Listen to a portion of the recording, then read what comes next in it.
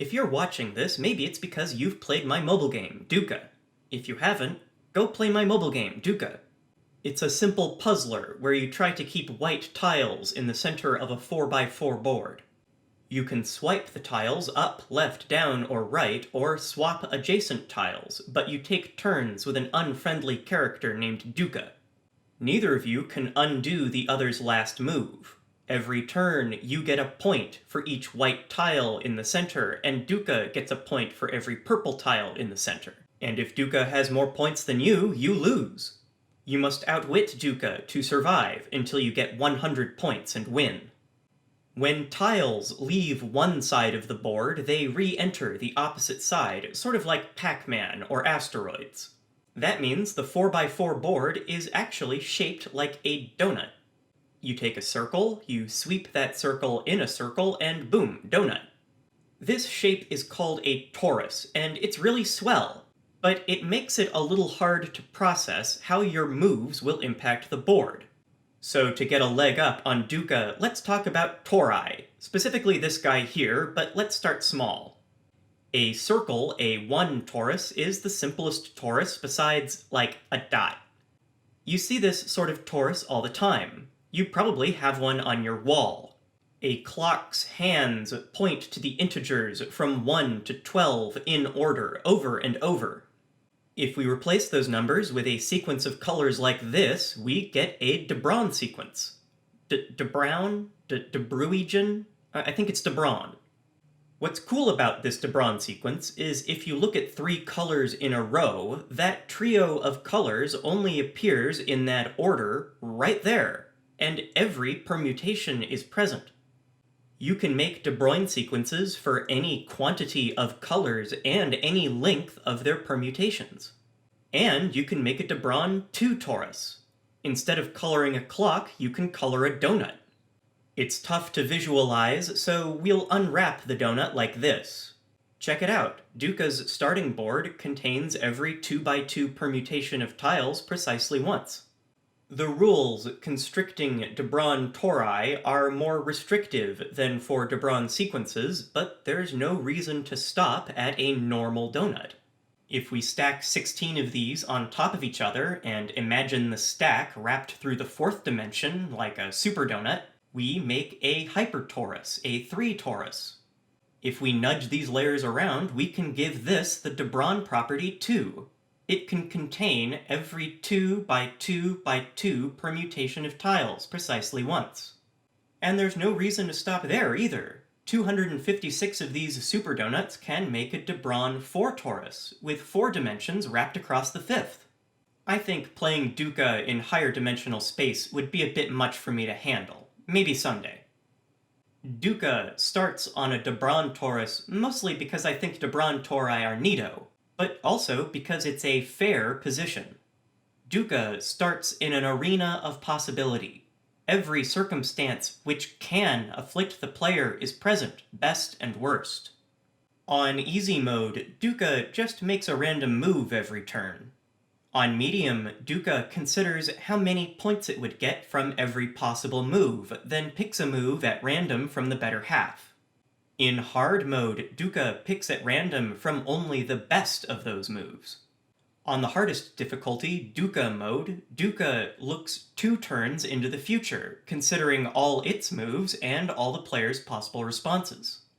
This refines the selection of moves to those which get a good score and leave the player in a bad spot. Mathematically, it's pretty simple, but this difficulty setting is sometimes devious. Look, I love this move. DüKKA can't remove this tile from the center, so instead it moves the tile within the center, so I can only get 2 tiles on my turn no matter what. That's diabolical. DüKKA uses the donut to frustrate you, and I'd still like to add a harder difficulty in an update. If the player changes the default name from Mortal, DüKKA will make fun of them for it and still call them Mortal. You know me, it's always gotta be existential. I named DüKKA after DüKKA, a central idea in Buddhism. The Buddha's first noble truth is that existence, not existence as humans or existence as animals, just existence, has a property which is really tough to translate. Sometimes it's called suffering, or pain, or illness, but my understanding is this property, called DüKKA, is dissatisfaction arising from wanting the unobtainable. When we don't have cake, we want cake. When we do have cake, we eat the cake, and then we don't have cake.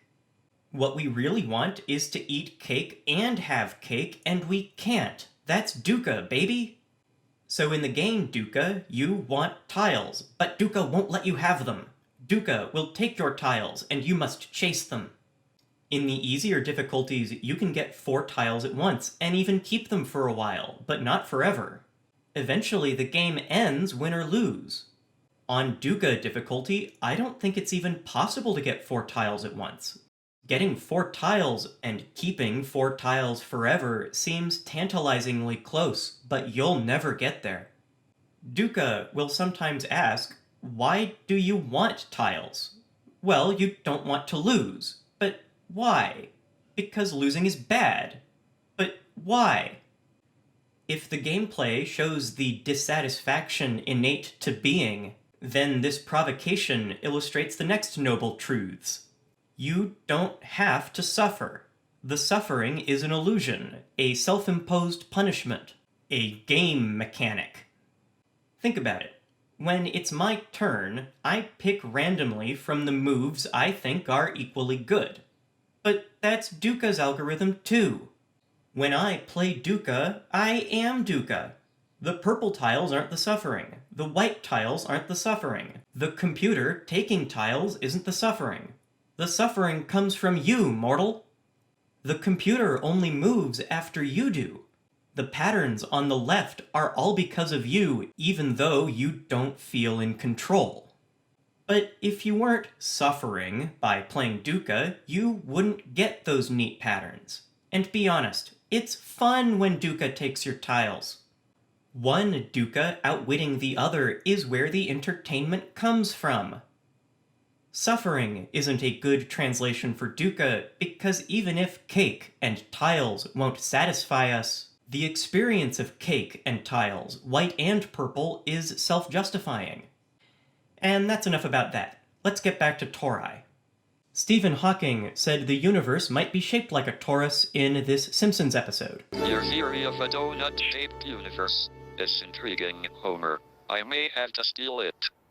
I remembered hearing that Hawking later said in real life that the universe was a 3 torus, so I looked it up. The first result of your first Google search is always the most trustworthy source, so I found this blog post explaining Hawking mentioned a donut universe but was skeptical. The second most trustworthy source is the comment section of the first result of your first Google search, which included 2 people saying they had night terrors about donut universes as children. And they're not the only ones. Some people claim they saw reality's torus shape after ingesting various drugs. Some people saw it during near-death experiences. Some people's religions teach about the circular shape of reality as a given. I'm not saying these people are correct or incorrect. I'm saying it's weird that humanity keeps coming back to this. It's like, if we leave the concept behind, it's in front of us again. Paranoia aside, why is the human mind capable of experiencing reality as a torus? Well, you were a torus once. You've got a one-way digestive system. The fetus which became what you are today was once a donut-shaped clump of cells. And I gotta be honest, not much has changed since then. Humans are donuts, so no wonder the universe looks like a donut sometimes. Or maybe I'm thinking about it too much. That's all I do here at Thinkster. Whoa. I made DüKKA in Python first, and even though it was clunky, I thought it was compelling.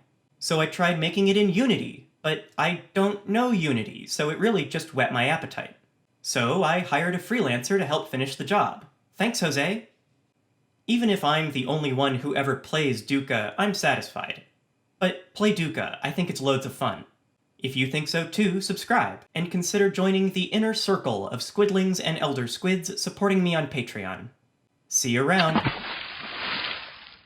While making this episode, I found a trick to beat the highest difficulty DüKKA every time, 100 points to 60, which tells me that yes, there needs to be a harder difficulty in the future. If you want to figure out the trick for yourself, turn off the video now, because I think it's neat and I'm spoiling it. At the start of the round, if you slide to get close to the white core of the DeBron torus, DüKKA will probably slide away. You end up rotating around the white core as if DüKKA is teasing you. When DüKKA finally swaps a tile, then the game really begins. But if you remember what tile DüKKA swapped, you can swap it back on your next turn. When DüKKA eventually decides to slide, you can return the board to the DeBron torus and keep spinning around it. Every time you and DüKKA move, you get 5 points, but DüKKA gets 3. Although it's a little disappointing that there is this exploit, I think the exploit is insightful. If you've struggled to beat the hardest difficulty, maybe you wondered if it was even possible to win. Now you know the reason anyone loses to DüKKA is because they've forgotten where they've come from. But still, I think future versions of the game will exploit this exploit. Challenging players to discover optimal behavior sounds pretty fun, and maybe that's what this game was about all along. Bye-bye!